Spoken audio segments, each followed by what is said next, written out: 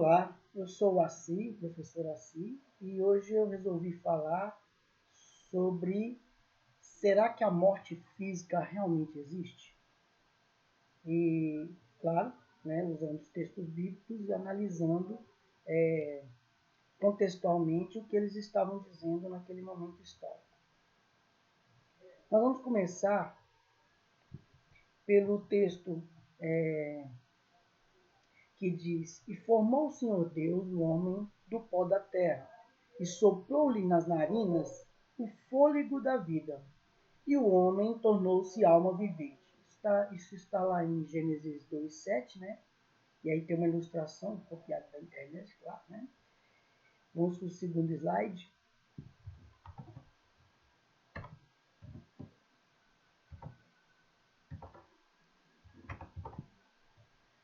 Nesse segundo slide, tem uma coisa que eu acho importante comentar. Ela é a primeira coisa que eu quero colocar sobre a questão da morte. É que ele diz: por quanto és pó, e ao pó tornarás. E isso, por quanto és pó, e ao pó tornarás, é a menção de Deus sobre a morte física. Ele está falando da morte física, porque o homem foi feito do pó da terra. Então, se ele foi feito do pó da terra, ele é físico. E aqui Deus fala da morte física, porquanto tu és pó, e ao pó tornará. Isso quer dizer que o homem ainda não estava fisicamente morto no momento que Deus falava com ele. O que criou a grande questão que muitos teólogos discutem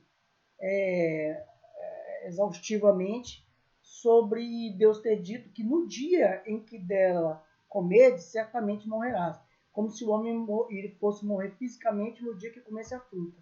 Mas o homem comeu a fruta, uma fruta com o nome de conhecimento do bem e do mal, e não morreu. Faz algum sentido, porque se a fruta se chama conhecimento do bem e do mal, e o homem morresse, então ela não daria conhecimento do bem e do mal, porque não daria tempo, o homem morreu, acabou. Então o que acontece é que essa morte, alguns teólogos dizem que é uma morte espiritual. Então nesse estudo, nessa análise que eu vou fazer agora, vamos ignorar a morte espiritual. Em outro momento eu farei um vídeo sobre a morte espiritual. Nesse momento eu quero falar da morte física.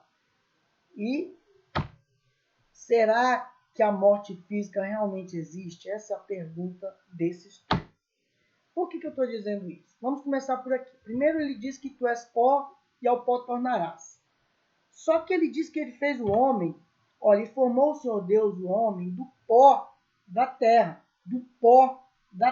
ou seja, da terra seca, né? Claro que nós sabemos e temos que levar em conta que isso é uma questão de tradução e que provavelmente no original nem se falasse realmente de pó da terra. Quando você vai para o latim, ele usa a palavra humus, que daí deriva a palavra homem. Né? Então, humus é a terra molhada, é a terra que não é terra seca, né? E faz mais sentido. Mas eu acredito que aqui o termo está traduzido por pó da terra porque ele era uma construção de algum tipo de ritual fúnebre, em que em algum momento as pessoas estavam fazendo funeral, elas recitavam algum tipo de recitação, algum tipo de hino, que era costumeiro deles, e nesse hino se invocava esse termo, por quanto és pó, e ao pó tornarás. Isso aqui foi uma coisa copiada de outra cultura, provavelmente egípcia, porque eles tinham muito essa questão da valorização dos mortos, né? Então, continuando. Curiosamente, o planeta Terra é formado por 70% de água, a mesma porcentagem presente no corpo humano. Gente, o corpo humano tem 70% dele feito de água, né? E aí lá o texto diz: E formou o Senhor Deus o homem do pó da terra, e soprou em suas narinas o fôlego da vida, e o homem foi feito alma vivente. Veja que quando ele fala de fôlego da vida, por muito tempo eu fiquei me perguntando se era só um sopro, soprou ar dentro do pulmão dos homens. Sim, provavelmente era o sentido original, porque quando as pessoas morriam naquela época, e o povo, do momento da escrituração do Gênesis, já sabia o que era a morte e como é que eles identificavam a morte. Eles sabiam que quando a pessoa finalmente morria, ela parava de respirar. E esse era um dos sinais de que a pessoa estava morta. não havia mais movimento no corpo e, por fim, o pulmão não respirava nem o coração batia.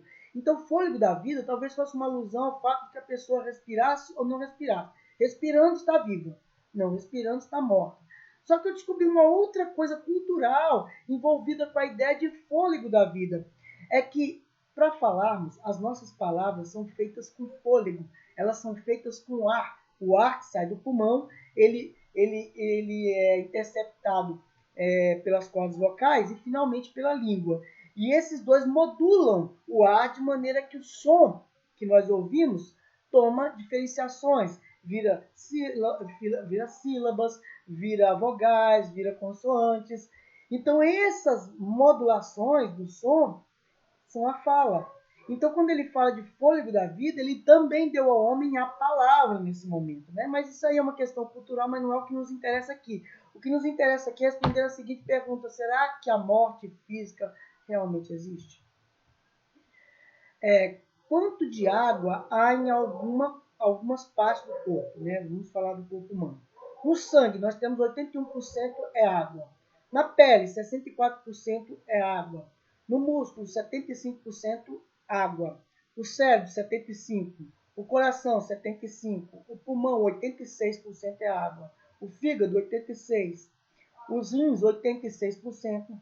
As juntas, 83%. E os ossos, finalmente, 22%, que é o que tem um pouco menos de água. A água compõe até 60% do homem e 50% da mulher. E é usada em diferentes processos químicos e metabólicos do corpo. Ou seja, sem água não haveria vida à base de carbono nem vida humana, né? E aí também tem um percentual da água no corpo à medida que o tempo que a gente vai envelhecendo, né? No feto nós temos 100%. Quando chega no bebê, nós temos 80% é água. Quando chega no adulto, 70%. E quando chega no idoso, 50%. Aí vocês vão questionar, peraí, mas se é 100% no feto, quer dizer que ele é pura água? É óbvio que não é bem disso que eles estão falando, né? Eles estão dizendo em relação ao resto dos componentes. Então, em relação aos outros componentes, a água ela é maior, né, quantidade. Deve ter o percentual dos outros aí, tá? Continuando. E formou o Senhor Deus o homem do pó da terra e soprou-lhe nas narinas o fôlego da vida. E o homem tornou-se alma vivente. Isso está em Gênesis 2,7 e agora nós vamos ler Gênesis 2,19. Do suor do teu rosto comerás o teu pão, até que tornes a terra, porque dela fostes tomado, porquanto és pó, e ao pó tornarás. Por que eu digo que eu acho que é uma recitação? Eu acho que é uma recitação porque nós temos que lembrar da cultura egípcia, que foi a cultura mais próxima do povo judeu antes deles terem se afastado das outras culturas.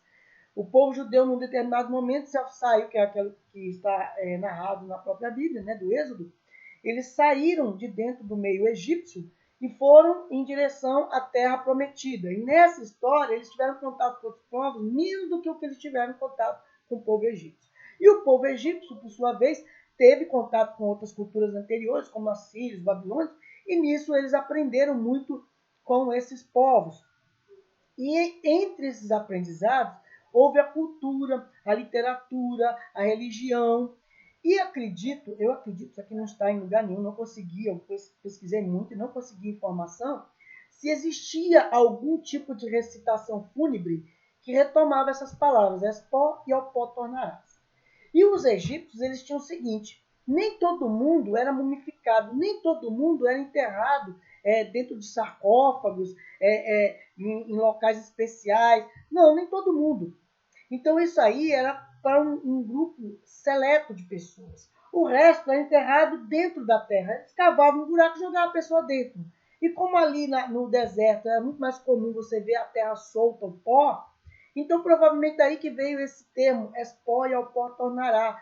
Por isso que eu digo que é uma recitação fúnebre, porque provavelmente eles jogavam essa poeira do deserto em cima da pessoa. Então era essa a alusão a isso, né? És pó e ao pó tornará. Porque se for dizer que a carne humana vai voltar a ser pó, nós teremos um problema muito sério, que é do vídeo que eu vou continuar daqui a pouco.